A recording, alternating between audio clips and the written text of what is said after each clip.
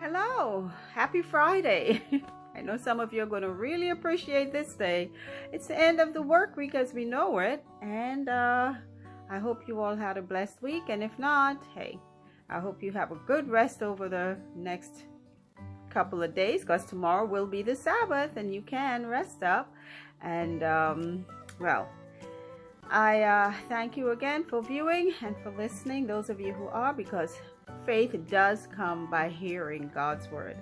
Today we are going to be reading Leviticus chapter 4, and today is we are in April. I wonder if I've been saying March. You know what? I think I might have been saying March. I hope not, but it's April the 5th, and we are reading Leviticus chapter 4. Oops. Okay. If I did, I'm going to go back and make some corrections. Okay. And the Lord spake unto Moses, saying, Speak unto the children of Israel, saying, If a soul shall sin through ignorance against any of the commandments of the Lord, concerning things which ought not to be done, and shall do against any of them, if the priest that is anointed do sin according to the sin of the people, then let him bring for his sin, which he has sinned, a young bullock without blemish unto the Lord for a sin offering. And he shall bring the bullock unto the door of the tabernacle of the congregation before the Lord, shall lay his hand upon the bullock's head, and kill the bullock before the Lord. And the priest that is anointed shall take of the bullock's blood, and bring it to the tabernacle of the congregation.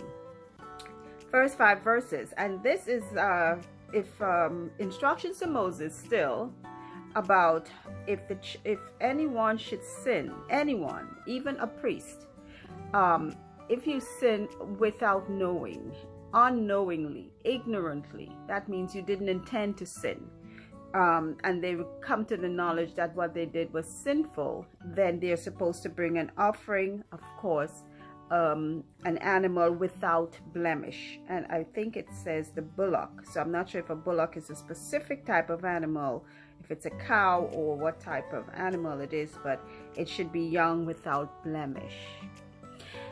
Continuing, verse 6, And the priest shall dip his finger in the blood, and sprinkle of the blood 7 times before the Lord, before the veil of the sanctuary.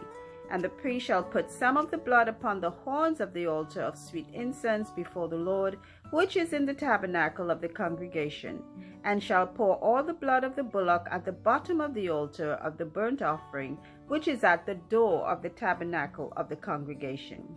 And he shall take off from it all the fat of the bullock for the sin offering, the fat that covereth the inwards, and all the fat that is upon the inwards, and the 2 kidneys, and the fat that is upon them, which is by the flanks, and the caul above the liver with the kidneys, it shall he take away, as it was taken off from the bullock of the sacrifice of peace offerings, and the priest shall burn them upon the altar of the burnt offering. So these next 5 verses are talking about what the priest will do with that bullock, how he will sprinkle the blood, the parts of the bullock that should be removed, again the fat, and God does not want us drinking or eating the blood of the animal, so that is supposed to be taken away, and the inwards of the animal are supposed to be washed before they are offered onto the altar.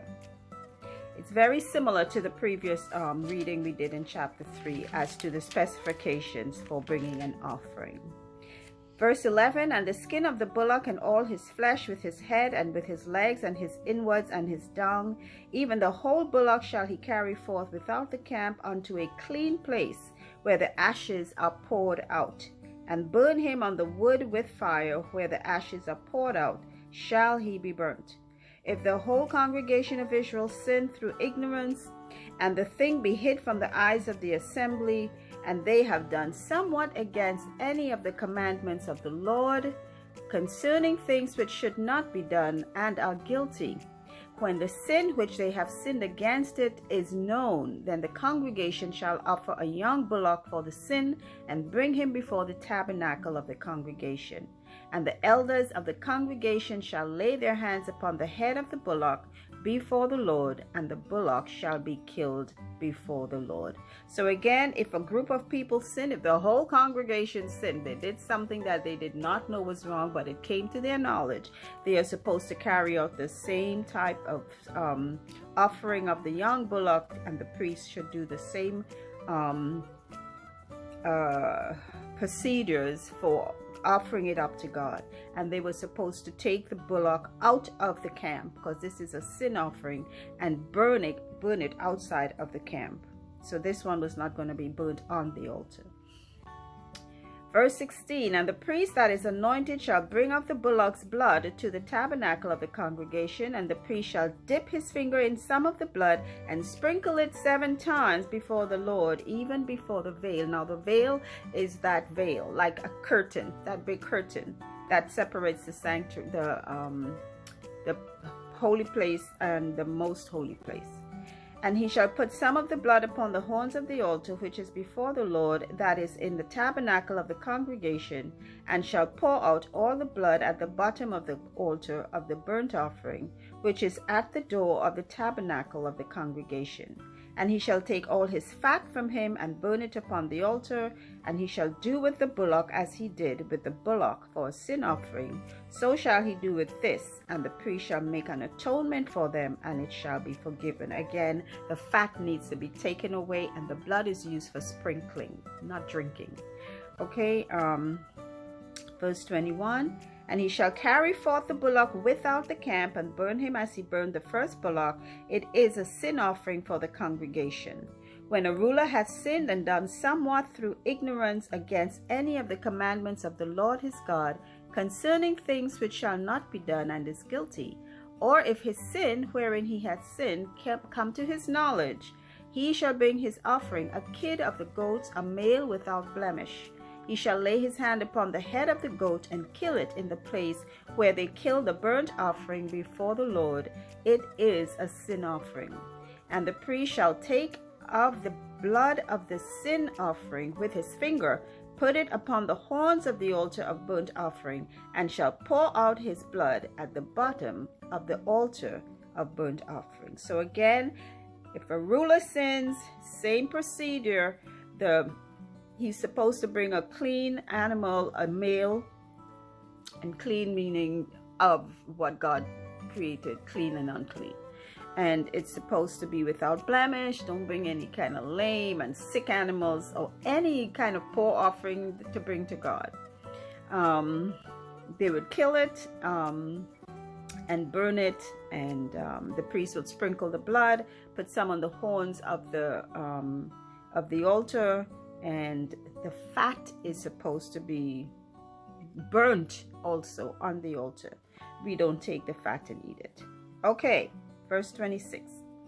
And he shall burn all his fat upon the altar as the fat of the sacrifice of peace offerings, and the priest shall make an atonement for him as concerning his sin, and it shall be forgiven him. So that's atonement for the ruler. So they're talking about just the ordinary people, a priest, and a ruler. If they sin, it's about the same procedure. And if anyone, and his sins, and it shall be forgiven him. And if any one of the common people sin through ignorance, while he doeth somewhat against any of the commandments of the Lord concerning things which ought not to be done, and be guilty, or if his sin which he has sinned come to his knowledge, then he shall bring his offering, a kid of the goats, a female without blemish, for his sin which he hath sinned. And he shall lay his hand upon the head of the sin offering, and slay the sin offering in the place of the burnt offering. And the priest shall take of the blood thereof with his finger, and put it upon the horns of the altar of burnt offering, and shall pour out all the blood thereof at the bottom of the altar. Just a reiteration of what is supposed to be done. It is just the same. Now, we already heard about if the congregation sins unknowingly, if the priest sins unknowingly, if the ruler sins unknowingly, and this is if an individual sins unknowingly, they will offer a female, not a male like all the others. They will offer a female. Why? I'm sure God always has a reason for everything that he does, and it may be symbolic of something. Okay, so this one is to offer a female if an individual sins, again without blemish. Even though the gender has changed, it is still the same procedures, the same requirements. The priest sprinkling with his finger the blood, and yes, at the bottom of the altar, the fat being taken away, the innards being washed, etc. And verse 31, and he shall take away all the fat thereof, as the fat is taken away of the sacrifice of peace offerings, and the priest shall burn it upon the altar for a sweet savor unto the Lord, and the priest shall make an atonement for him, and it shall be given him. Remember, again, meat smells sweet when you're roasting it. We all know that from barbecues, okay? And if he bring a lamb for a sin offering, he shall bring it a female without blemish, and he shall lay his hand upon the head of the sin offering, and slay it for a sin offering in the place where they kill the burnt offering. And the priest shall take of the blood of the sin offering with his finger, and put it upon the horns of the altar of burnt offering, and shall pour out all the blood thereof at the bottom of the altar, and not in a bucket so that you could save it to make blood sausages. No. And he shall take away all the fat thereof, as the fat of the lamb is taken away from the sacrifice of the peace offerings, and the priest shall burn them upon the altar, according to the offerings made by fire unto the Lord. And the priest shall make an atonement for his sin that he has committed, and it shall be forgiven him. So that's the end of the reading of chapter 4 of Leviticus. And we see the people being instructed, or Moses being instructed for the people, about offering sacrifices for their sins. We saw for the whole congregation, they need to bring a male without blemish, bullock, and it's supposed to be killed outside of the camp, burnt outside of the camp. The priest is supposed to take the blood and put it on the altar and pour it out at the base of it. And there is something called the horns of the altar, and we'll talk about what those horns of the altar are maybe in a later chapter. And even sprinkling for the priest 7 times in front of the veil. The veil is, again, the partition between the holy and most holy place, which maybe will be explained in better detail later. We see for a ruler that has sinned, it's going to be the same thing, same requirement for forgiveness of sin. And then for a regular person who has sinned, not all congregation, but just an individual, and they will require a female sacrifice. Not sure why. And like I said, God has a reason for everything he did, even though to us it might just seem to be a bunch of hoo-ha. It's not hoo-ha. God has a reason. So that's the end of our reading for today. I pray that you have a wonderful weekend up ahead. It's weekend. And until our next reading, I pray that you have a blessed day. Okay, again, faith comes by hearing God's word. Bye.